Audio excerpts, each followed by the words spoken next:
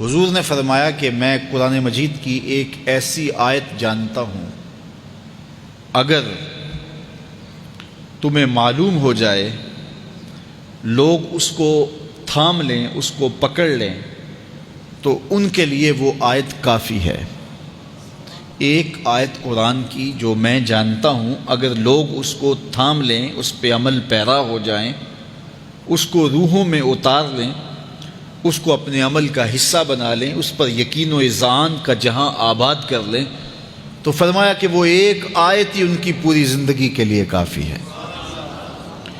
اللہ اکبر! اور وہ آیت کیا ہے؟ حضور نے بتائی، وہ آیت یہ ہے،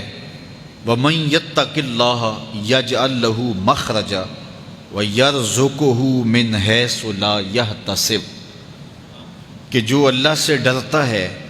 اللہ اس کے لیے راستے کھول دیتا ہے اور اس کو وہاں سے